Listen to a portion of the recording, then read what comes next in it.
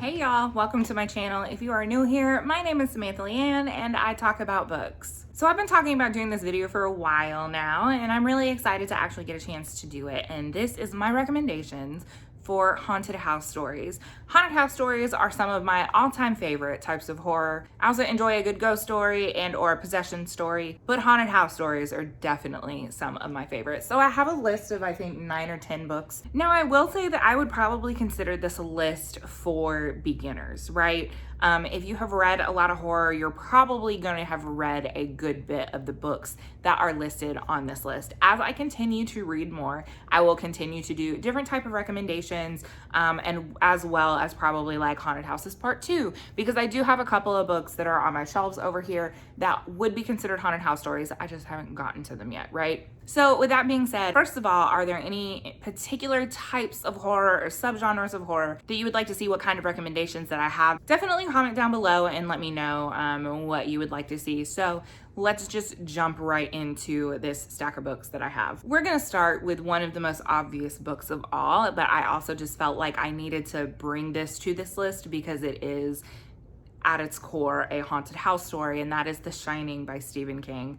So this is for those of you, if you somehow live under a rock and you don't know what this book is about, you're about to find out. The story of the Torrance family who go to stay at the Overlook Hotel through the winter as caretakers, and as they are in this hotel, the spirits or ghosts or whatever you want to call them of this hotel, and really the hotel itself, really start to begin to insinuate themselves into the lives of the Torrance family and become a little bit more influential than you would want them to be. This is a book that is full of really great imagery, full of some really great themes as well. One of my favorites from King. If you are interested in a deep dive of this book, I did cover this as part of my King Chronicles. I will link that in a card up above if you do want to check that out. So since I do have that deep dive and I feel like everybody knows about that, I'm not going to talk about this anymore, but it is one of my favorite haunted house stories. Another haunted house story that I more recently read, and I did enjoy this also because it is female horror, is Within These Walls by Ania. So in this book, you have a father. He is estranged from his wife. He has a teenage daughter. So he's really trying to restart his writing career. And so he goes to rent out a house that was the house of very much like a Charlie Manson type person. His family lived there and with him, and they did some shit, right?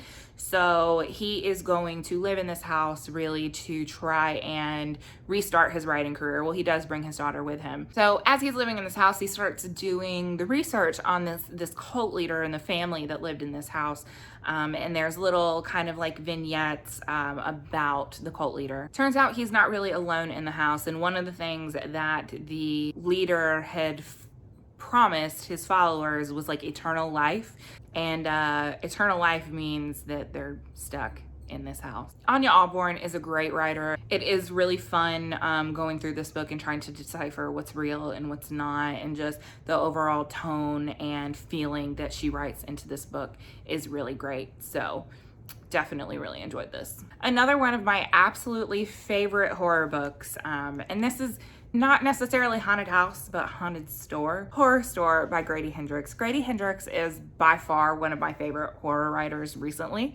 I've loved everything that I have read by him, and this was my first experience with his writing. So you can see from the front, this looks like an IKEA catalog, and that's actually kind of the formatting that you have as you're going through and reading this book. The formatting is a lot of fun, but it does kind of take place in a knockoff IKEA, and this is full of satire. This story centers around, as I said, this kind of IKEA knockoff and some of the employees that work there, and they're coming in the next day, and these awful things like somebody's taking a shit somewhere that they shouldn't have taken a shit, and really messing up the place, and they're trying to figure out how this is happening. How are these people getting into the store? Are people staying after close? Like, what's going on? So they volunteer, a group of them volunteer to stay after hours and really kind of figure out what's going on in the store, and it kind of progresses from there. So one of the things that I really love about this is it is satire at its finest.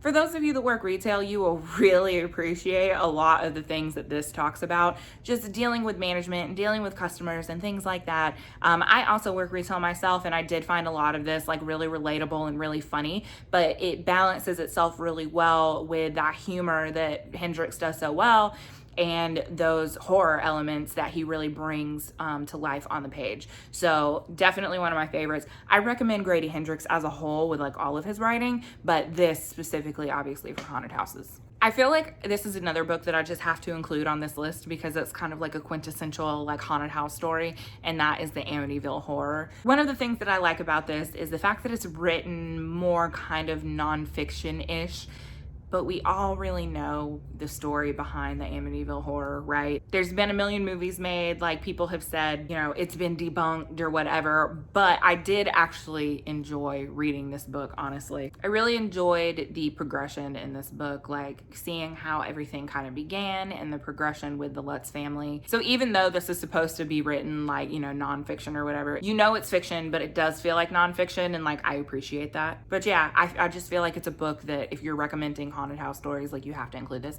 kind of like The Shining. The next book that I'm going to recommend is Slade House by David Mitchell. So this story is told in sections or in parts. So the overrunning theme of this book is you go down this alley, there's a little side door in the alley. It's kind of a rundown neighborhood, and when you go through this door, you walk into this beautiful garden and this very large like mansion house, and it feels very out of place, right? Why is this house in this kind of rundown neighborhood? And as you go through each section, you kind of start putting the pieces together on exactly what is happening. But the sections start in the 70s and then kind of interweave with each other, going all the way up until 2015. I will say that there is one thing that I don't love about this book, and that is there is a section where it's very fat phobic, and I did not enjoy that. But if you were to remove that, because it honestly was not necessary, if you were to remove that when you look at this as like a haunted house story as a whole, it's very short, it's very easy to get through, the pacing is good. I really enjoyed it, except for the one thing that I already mentioned. But yeah, quick, fun haunted house read. The next book that I'm going to recommend is honestly kind of a haunted house story and kind of a ghost story. It's a little bit of both, but honestly I feel like haunted house stories are really both in general anyway, and that's The Woman in Black by Susan Hill. This follows a young solicitor who is dealing with the death of one of his clients and having to go to this house and to attend a funeral of his client and like kind of settle affairs, you know, the will and what's going to be done with the house and all of the things in it. And so he ends up staying in the house. So this is just supposed to be like a normal trip. He's gonna wrap up the stuff he's got to wrap up, and then he's gonna leave, but he finds himself being basically haunted while he's in this house by children's screams and the fog that rolls in through the marshes and creaking and a rocking chair and, you know, all kinds of things. I really loved the atmosphere. Again, I think atmosphere is so important, especially when you're writing horror, and this is one thing that all of the books on this list do very well. This is no exception. The atmosphere is excellent. You have this really creepy feeling the whole time that you're reading it. I think I read this originally the first time in like 2 sittings, and it was at night, and I was left with like that very creepy feeling, like turning around and looking and making sure that there wasn't anything, you know, lurking in shadows and that kind of thing. So, but this is a recommendation that would work for either a haunted house story or just like your standard ghost story. So next on our list is Hell House by Richard Matheson. This is a book that seems to be pretty polarizing from what I have seen. You get people who really love horror that say that this is like a quintessential horror haunted house story, and then other people really don't like it. There are a couple different reasons for that. You have a house that has stood empty for a really, really long time, and apparently the person who originally owned that house was a less than savory individual. There was a lot of terrible things and depravity that happened while the house was occupied. And there have been a couple of expeditions, very much the same way that you would look at like Haunting of Hill House, you know, that go in to explore the house and that's those supernatural occurrences. But nobody really, I don't want to say nobody lives to tell the tale, but that is kind of what happens, because they end up murder, suicide, insanity, that kind of thing. And so nobody tries for a really long time until a group of four decide to go in and do that. This book was originally published in the 70s. And so this is one of those books that I really do feel like you have to take a step back and think about the era in which it was written. This is one of those, you can't read something dated through a modern lens. You can call out the things that are problematic, but I don't think that you can take away from what it did during the time that it was published, right? So again, I can acknowledge that there's some shit in this book that's like real raunchy and homophobic as well. Just consider that this was published in 1971. That's the biggest thing that you just need to consider when reading this. But I will say, again, this is not for the faint of heart. It can be pretty gruesome. So if you're not super into horror, I would maybe actually skip this one. If you are really into horror and you haven't read this, I recommend picking it up. Just bear those things in mind. The next book that I'm going to talk about is The Grip of It. And I read this one very recently, last year, in fact, 2019, and it did make my list of best horror. So this is a book that follows a couple who are trying to get out of the city. They're really trying to reconnect and save their marriage. And so they buy this house out in the suburbs to really give them a chance to reconnect and sort of save their marriage.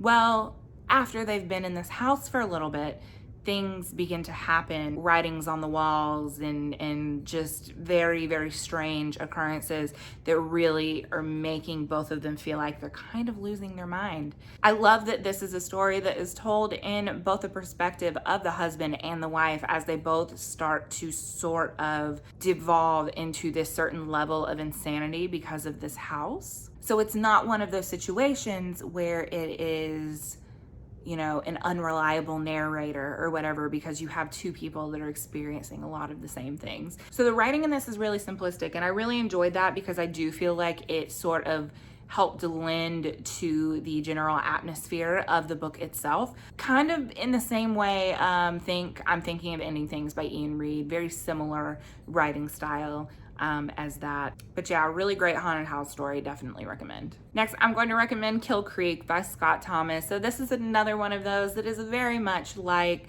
The Haunting of Hill House. You can definitely feel the influence from Shirley Jackson's classic work, which I thought about including on this list, but I decided not to. This is a group of writers that are actually, it's a group of horror writers actually that are going to this house, right? It's supposed to be a publicity stunt. They're gonna spend the night, they're gonna do interviews, they're gonna talk about their work, that kind of thing. And it ends up being a lot more than that. Because of course, while they are in the house, they have awakened these spirits that lie within, and turns out even after they leave the house, those spirits stay with them, right? So again, when we talk about atmosphere, second to none. I loved this. This was a debut work, and I was so shockingly surprised at how well written it was. And I ended up reading his second book as well and enjoyed that just as much, but absolutely wonderful, wonderful work. But really great haunted house story. Again, it takes that influence from Haunting of Hill House. You can see that, but it still manages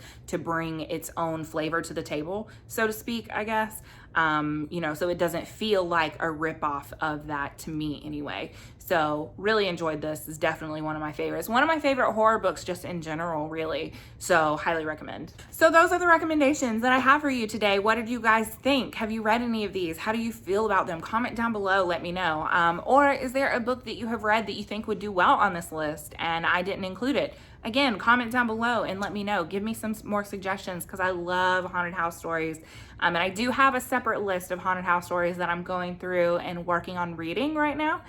Because again, this won't be the only recommendations video that I do. So that being said, as I said previously in the video, if there is a certain subgenre of horror, you know, ghost stories or psychological horror, possession stories, whatever, if you have any requests as far as that goes, definitely comment down below. Let me know what you would like to see. If you like what you see and you want to see more, you can click thumbs up. You can hit subscribe if you haven't already. You can also click the little bell to be notified of any time that I upload. I don't think I've mentioned yet, but also in the down bar below, all of my social media links can be found there: Twitter, Goodreads, and Instagram. I'm usually pretty good about answering messages. Usually, sometimes it takes me a minute, but you can reach out to me there if you are so inclined. But that's all I have for you guys today. Thank you so very much for watching, and I will see you all next time. Bye.